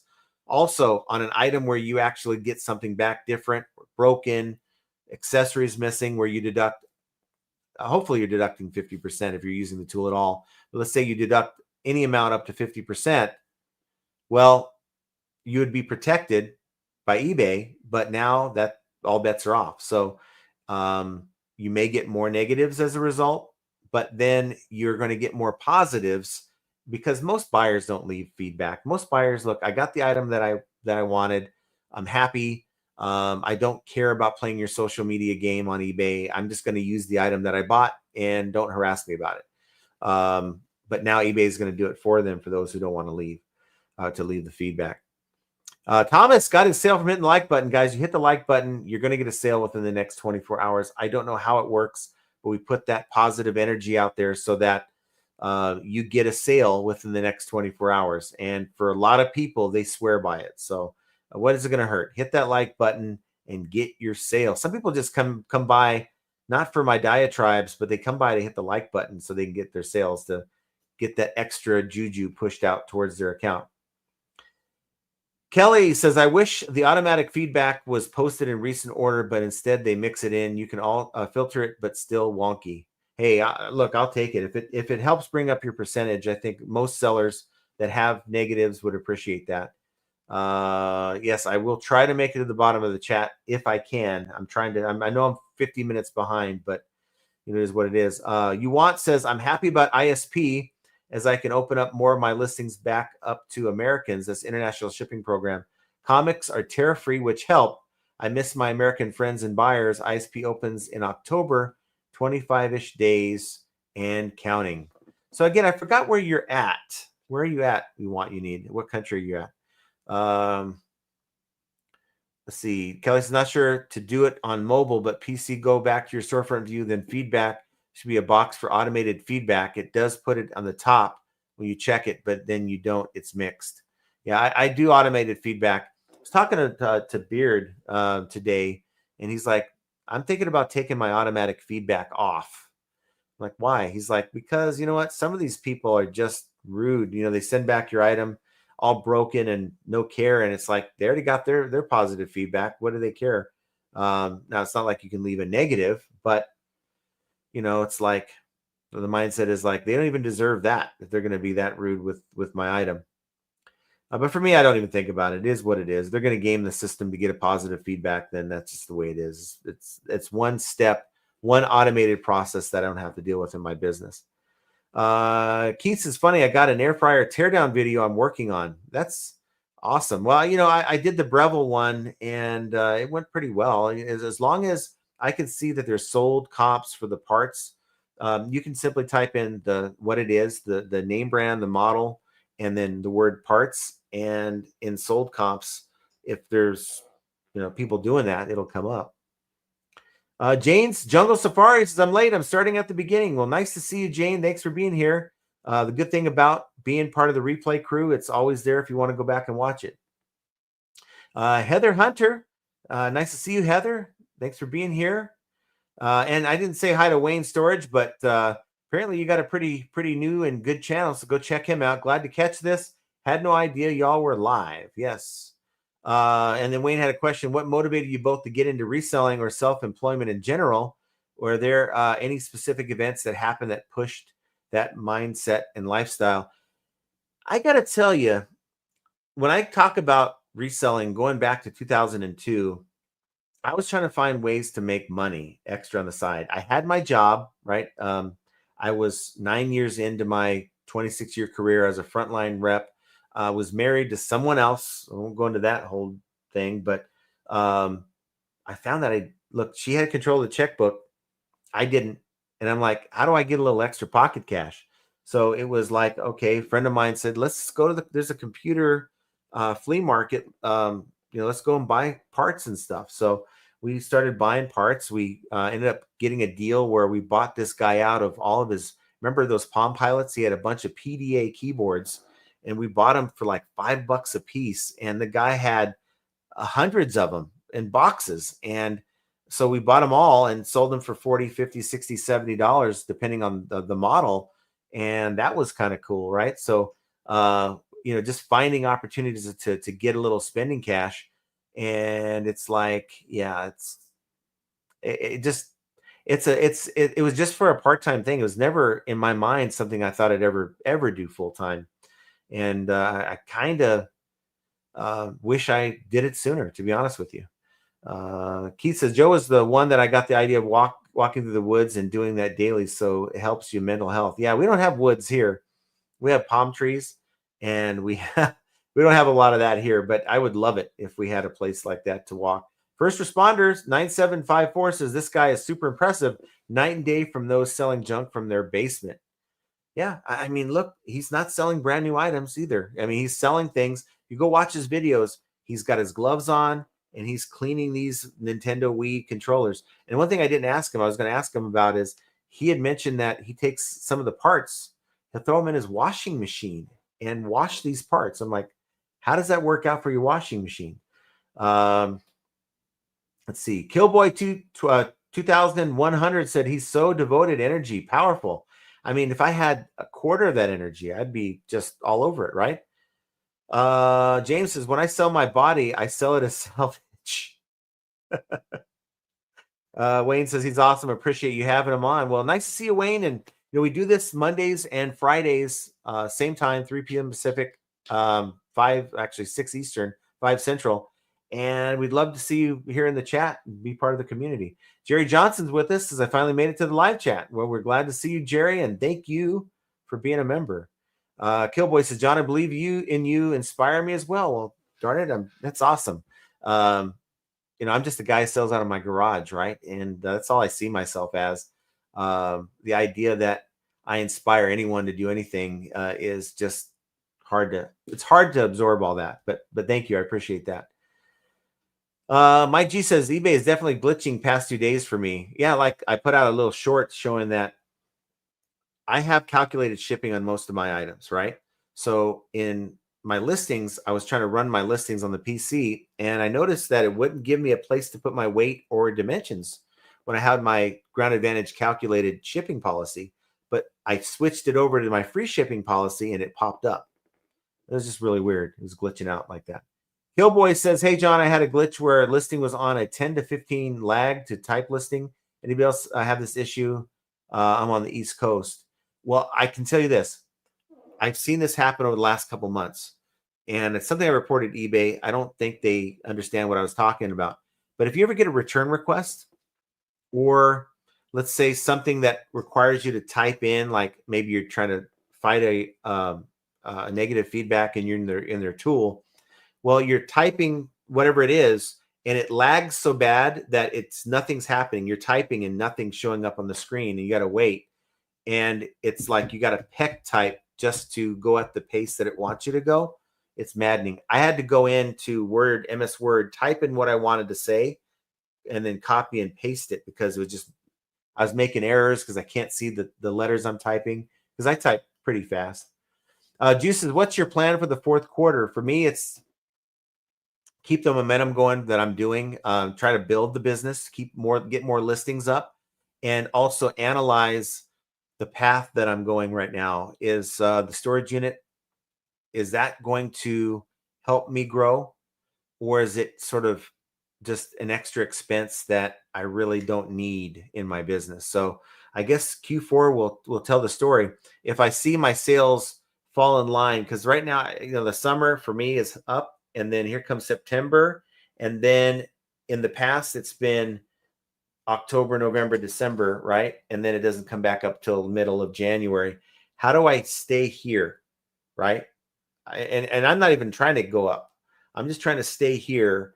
And the last 2 years will tell me that my trajectory is going to go down. So how do I solve that problem? And is this storage unit going to help me with that? That was the theory when I got the storage unit. Build up the merchandise and let's see if I can make it work. So we'll know in the next month or two if that's going to be in the cards for me.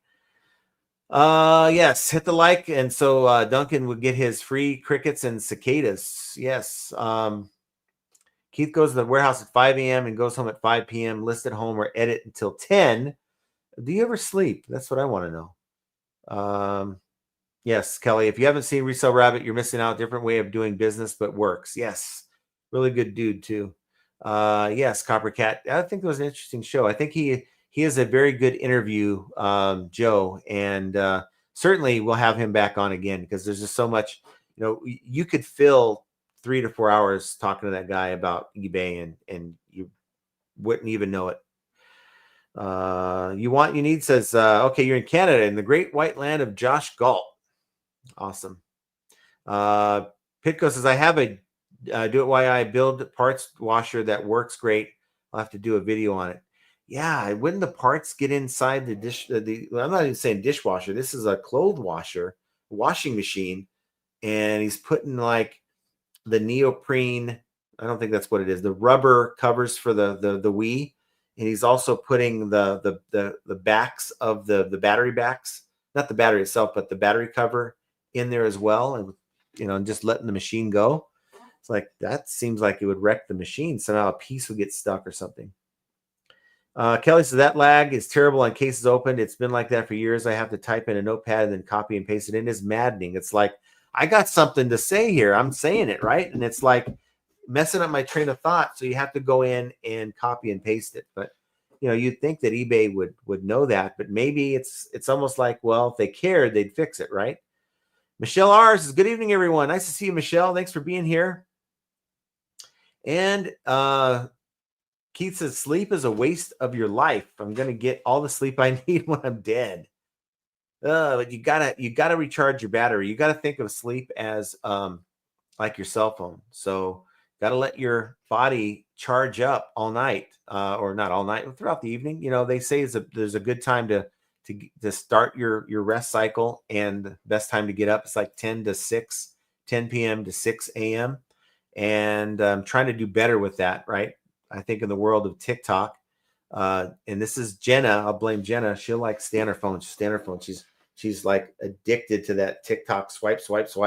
And I'm ready to go to bed, and I'm like, good night, honey. And she's all, good night.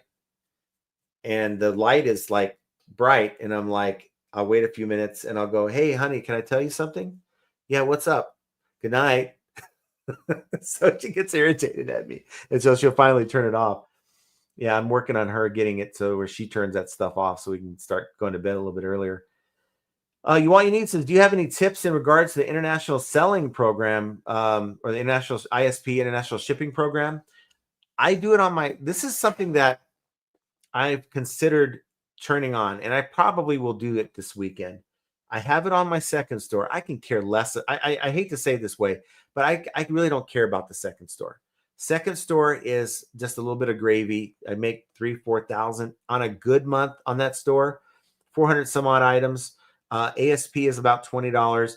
Look, small ticket items, fine. We'll sell that. We'll have ISP turned on. Remember about a year and a half ago, I had international shipping program on the main store, and it totally killed my sales. And I'm like, oh, never again. Turning this thing off. you guys can have it. You know, at the time I was selling a lot larger things. I still have some larger things, but I'm starting to gravitate now more towards smaller stuff, things that are under 10 pounds. So that's kind of the change that I'm gradually making in my business, starting to focus on things that are under 10 pounds, and maybe leaving behind some of the heavy stuff because I'm not getting any younger. And now that I'm getting fewer items that are that large, and I'll have some items that are about that big that are like alternators and car parts that are pretty heavy, that are 15 to 20 pounds. I'll still buy those, but I think it might be time to try it again for me on the main account. So I might do a video on that too, just to show you the results.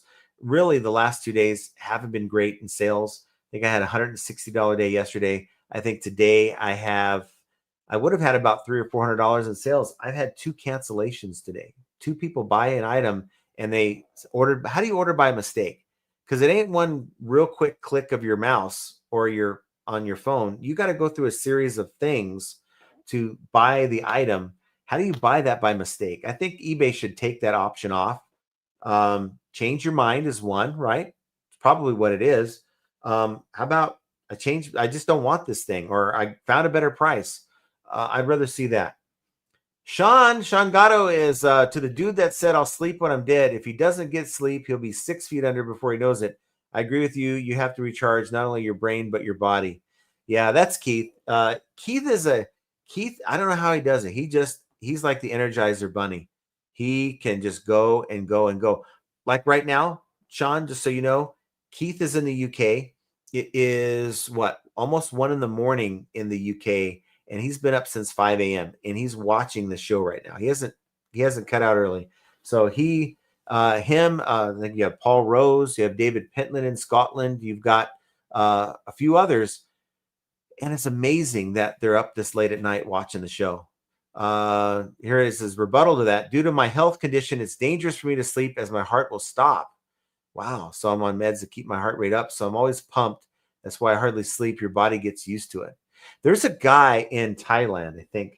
I think he hasn't slept in 60 years. It's an old guy in Thailand. And I watched the video on that. And the dude just doesn't, he'll lay down, right? He'll get a little rest, but he won't sleep. And so he is up like doing all kinds of things, and of course, stimulants to help him. He smokes, so that helps him stay awake. It was kind of amazing. Jackie Bleckner says, where do I find my store $25 off eBay store coupon before it expires at the end of the month? So the way you find it is, and I don't, I do it every quarter like we all do. And it's like, okay, where did I find that thing? So if you go to selling on the PC, this is where I find it on the PC. I got some things I got to deal with my buyers apparently. So you go to, and it's different. I don't have OBS Studio to show you here, so I'll just try to find it here. If you go to, I think it's under subscriptions under your selling tools. I might be wrong.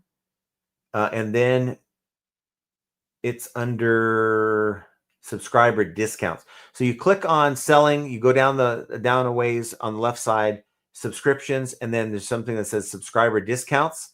Click on subscriber discounts, and then boom. It says I redeemed it. It showed that I had it. I'm like, I used it already. I used that coupon at the beginning of every quarter. I don't sit on it because I'll forget. So that's how you do it.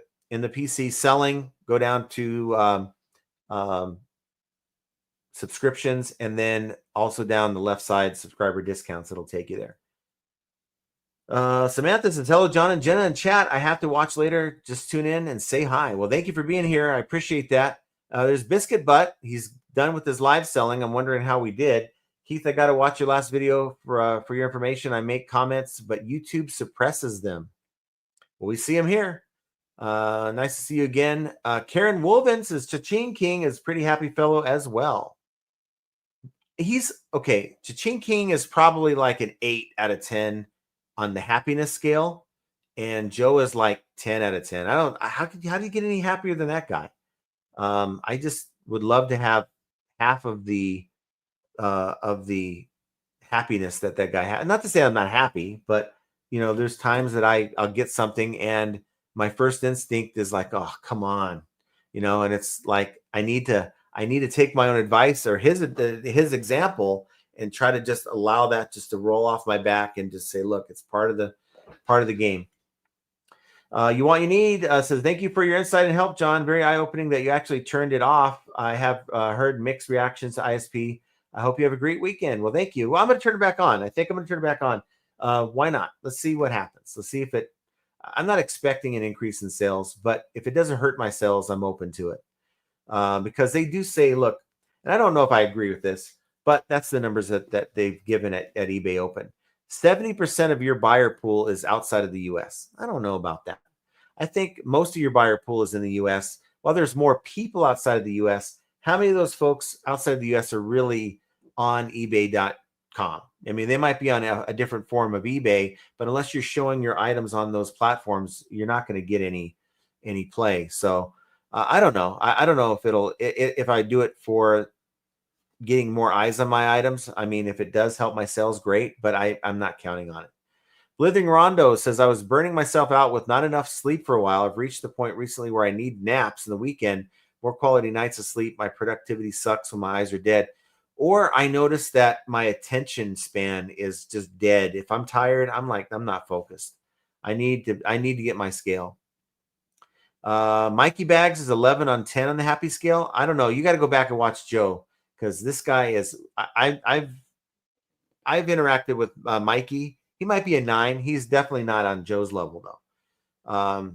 Joe is happy even if sales are slow. That is the kind of positivity sellers need, because that sales are there. So like today, I could be upset about yesterday's slow day. I could be upset about the 2 cancellations. That's keeping my day slow.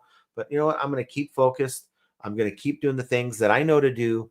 And I look at it as this. Okay, I'm trying to grow my store. Fine.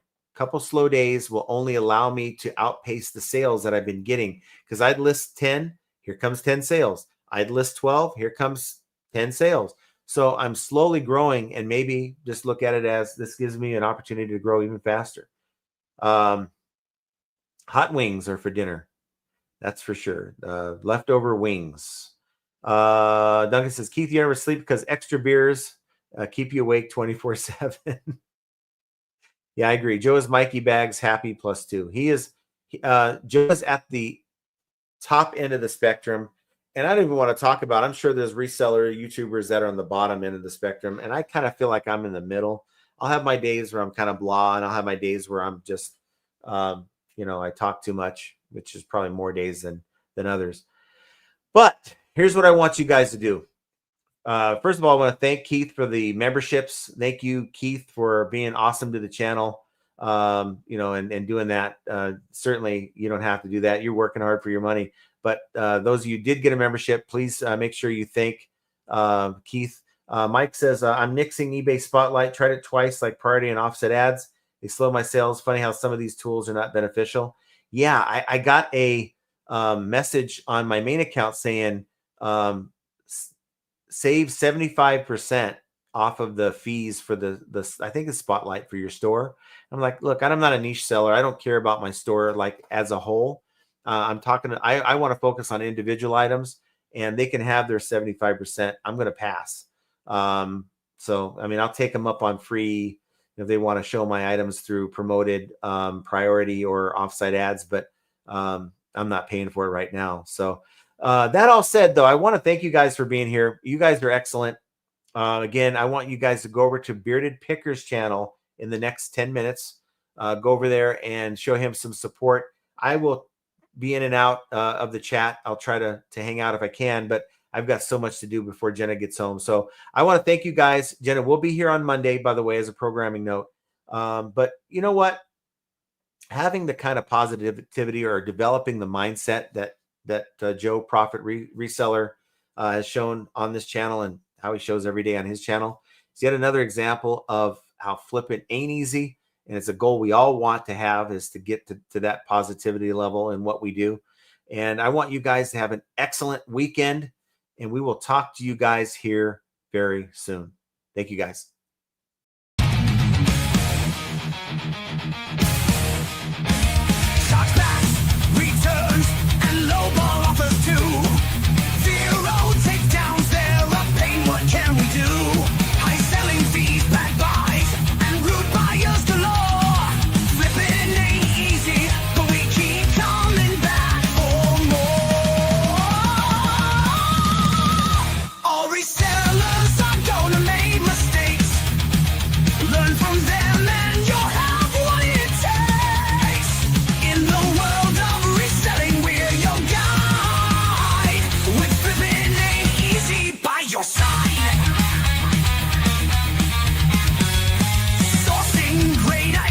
is the key to success. Subscribe to the channel and stand above the rest. Focus on the thing that is within your control. Hang with the pen, ain't easy. Let's roll.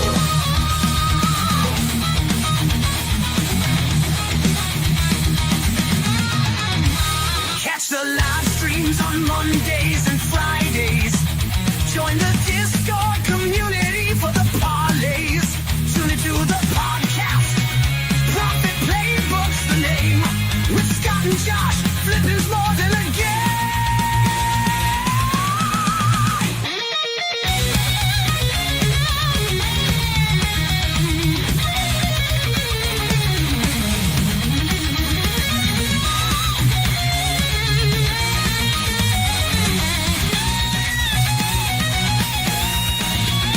All resellers are gonna make mistakes.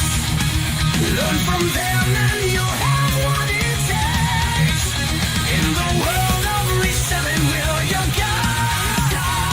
With flipping ain't easy by your side.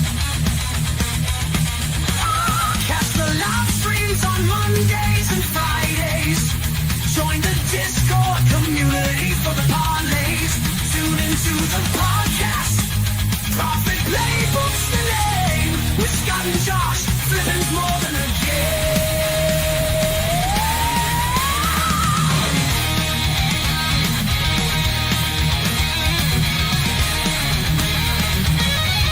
Catch the live streams on Mondays and Fridays.